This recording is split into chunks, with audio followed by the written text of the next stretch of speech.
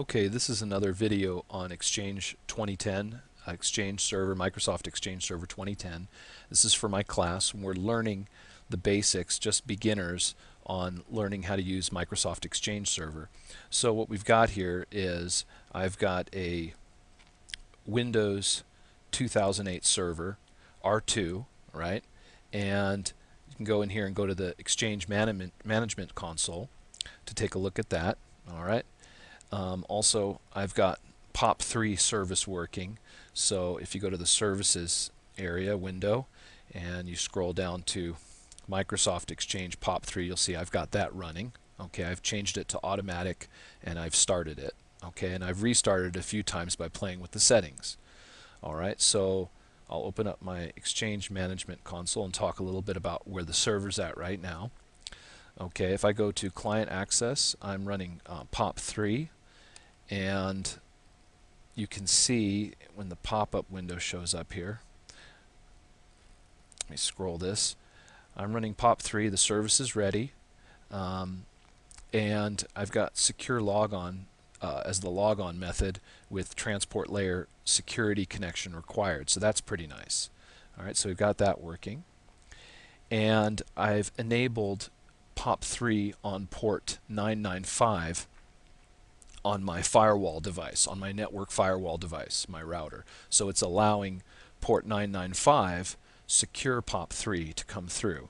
If I open up POP3 once again, you'll see that it's binding or listening on port 110 for regular POP3 and port 995 for secure POP3.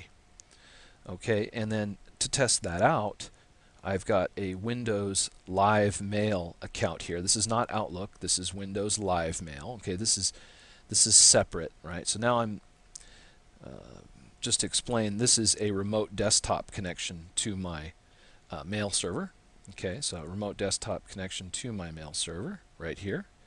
And this is from my regular computer. I've got a Windows Live Mail client here. All right, now I've configured it for my account.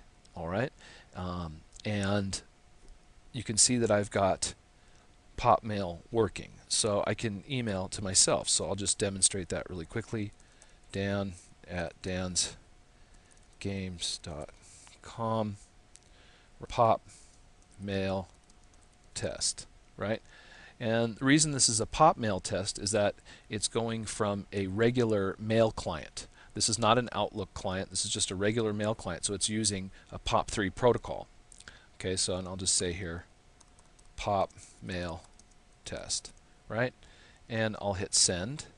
Okay, and you can hear that it's actually come through. We don't see it in our inbox yet, so let's go to send and receive, and we'll click there, send and receive, and you can see that it'll show up. So I can send mail through POP. Also, if we look through our browser window that I have here, you can see that I've also got Outlook web app working. So webmail from Exchange also working. You can see there it is. There's our POP mail test. I've logged in to the Outlook web application here, right? That's pretty nice. And for that, if I go to the server, now I'm in the Exchange server. To set that up, all I had to do was go to Outlook web app and take a look at these settings here. And you may need to configure your external client over here to get that working, right? And so, and then it'll show you your external domain. If you double click on this, it'll show you your external URL that you connect to for your webmail, right? And it shows you right there. And if you don't have something here, you're going to need to edit this, and also it helps to run this configure external client. But regardless, that's where you set that up. Now,